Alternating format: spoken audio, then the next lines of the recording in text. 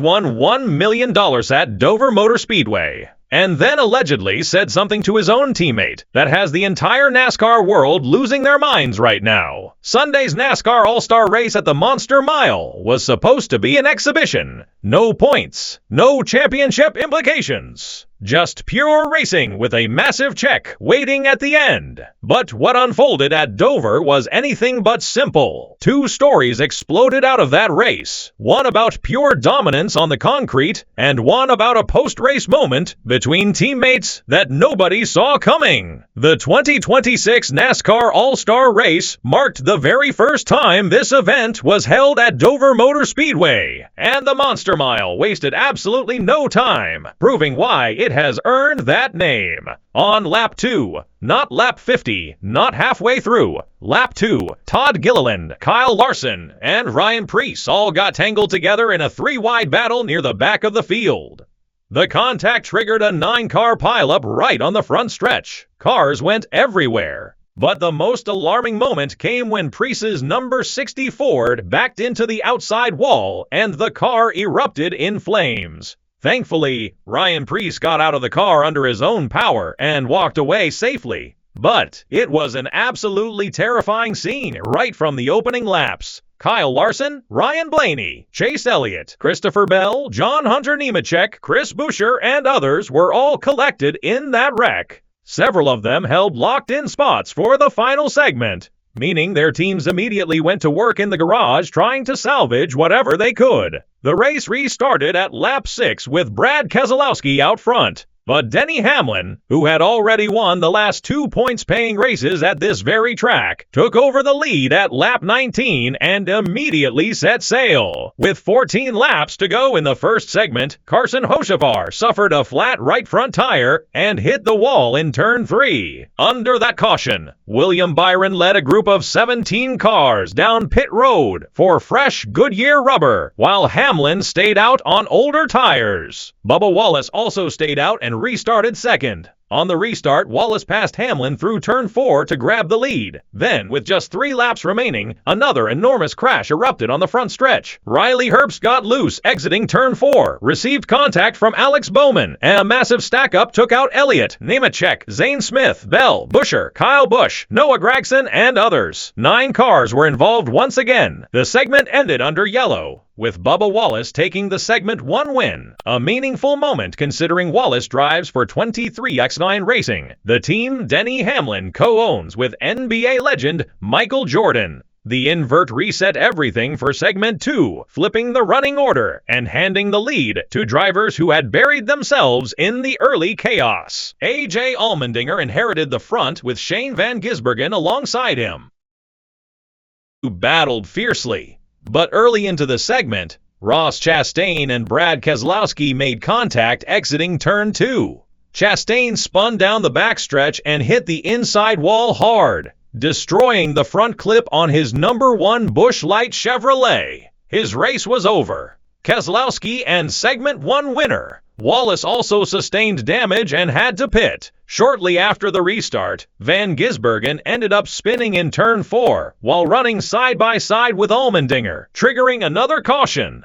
Then, Ty Gibbs added to the drama by spinning out of turn 4 with a tire issue. Through all of it, Tyler Reddick, described widely as 2026's most dominant driver so far, cut through the field and seized control, taking the lead at lap 25. He would go on to win segment 2, crossing ahead of Chase Briscoe, Denny Hamlin, Carson Hocevar, and Connor Zilisch. Meanwhile, Hamlin and Briscoe had both charged hard from the back of the inverted field, finishing 3rd and 2nd respectively. Based on average finishing positions across both segments, Hamlin would line up first for the final 200-lap showdown, with Briscoe alongside him. The final 200-lap segment was what everyone came to see, and it delivered in full. Briscoe cleared Hamlin on the very first restart, taking the lead and holding it for the next 39 laps. Hamlin kept the pressure on, leading in 3 separate stints before Briscoe fought back and reclaimed the position.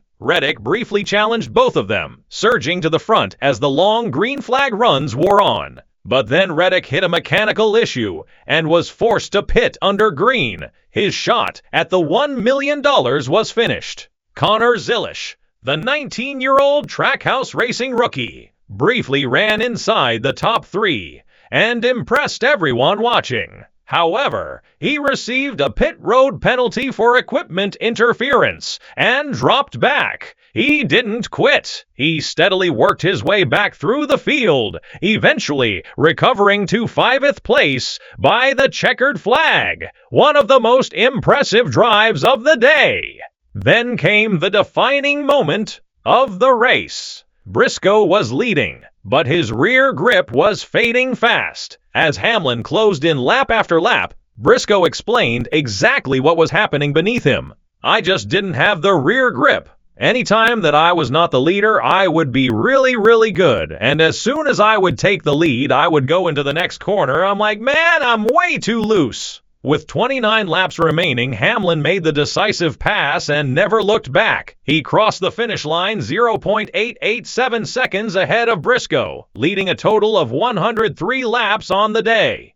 What makes Briscoe's performance even more remarkable is the context around it. Earlier in the weekend, he had slammed the wall during practice, forcing his team to essentially rebuild the entire car from scratch. On top of that, Briscoe had been battling a stomach bug for 2 to 3 days leading into the race. Yet he still led 61 laps and fought the best concrete track driver of this era down to the final laps. "I knocked the wall down in practice and we basically rebuilt the whole car." So, for them to be able to get the car back to where it's competitive says a lot about the guys. It was a good day. Had a shot there at the end for $1 million, and you can't ask for anything more. Denny Hamlin, at 45 years old, became the second oldest driver ever to win the NASCAR All-Star Race. This was his second All-Star victory, with his first coming at Charlotte Motor Speedway back in 2015, making him only the 3rd driver in NASCAR history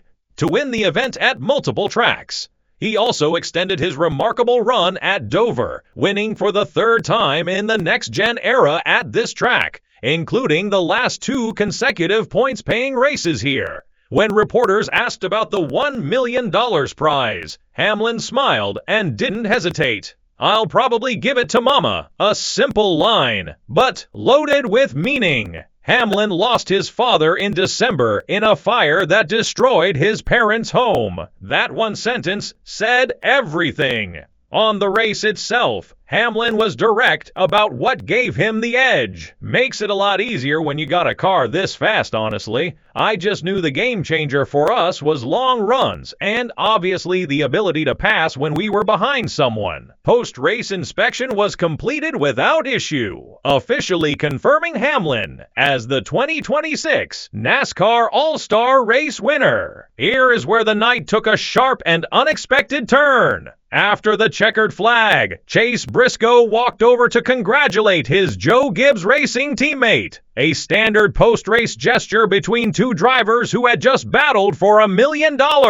But according to Briscoe, Hamlin's response was not what anyone would expect from a teammate. Briscoe claims Hamlin told him he was still not Cup Series level. When Briscoe repeated that comment to reporters outside the number 19 hauler, the word he used to describe it was not competitive or emotional or just racing talk. He called it one thing: classless. And that word landed hard, because these are not rivals from opposing teams. These are teammates at Joe Gibbs Racing, wearing the same colors, driving the same manufacturer, representing the same organization every single weekend.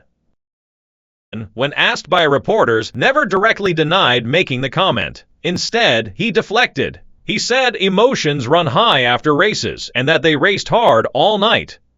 That response alone sent the conversation online into overdrive. A direct denial would have closed the story. A non-denial kept it wide open. 2 camps formed immediately. One side argued this is simply who Denny Hamlin is. Ultra-competitive, mentally aggressive, the kind of veteran who will say anything to maintain psychological control. The other side felt the alleged comment crossed a clear line, especially directed at a teammate who had just rebuilt a wrecked car, raced through illness, led 61 laps, and nearly handed JGR a 1-2 finish. The layer underneath all of this matters too. too. Joe Gibbs Racing has already been navigating pressure this season, with younger drivers working to establish themselves while veterans like Hamlin continue to dominate the spotlight inside the organization. A moment like this does not happen in a vacuum. Chase Elliott never advanced past segment 1 after getting caught in multiple crashes. He described the race as complete survival mode, saying cars were sliding down the banking everywhere once the wrecks started happening. Ross Chastain failed to advance after his front clip was destroyed in the segment 2 incident with Keselowski. He acknowledged frustration but noted that Trackhouse Racing had shown real improvements with the current downforce package. John Hunter Nemechek called his exit heartbreaking. His team had battled all weekend to recover speed. He felt genuinely competitive during the race, and he had the pace to potentially start on pole for segment 2. Until the late segment 1 crash wiped out his entire day. Ryan Preece finished 36th, absorbed a massive hit, and still apologized to the field afterward if the incident was his fault. That kind of accountability in the middle of a chaotic race says a great deal. Kyle Larson and Ryan Blaney, both locked-in stars, were badly compromised by the early damage and never had a real shot at the win. Connor Zilisch was the most talked-about name outside of the top 2. At just 19 years old, he dominated the NASCAR O'Reilly Auto Parts Series last year with 10 wins, but has faced expected growing pains moving up to the Cup Series in 2026. Sunday, despite a mid-race penalty, he drove all the way back to 5th. It was cool to be on offense for once, have good restarts, and not feel like a fish out of water. Eric Jones finished 3rd in the number 43 Legacy Motor Club Toyota, his best result of the 2026 season. Austin Dillon finished 4th in another strong showing for Richard Childress Racing.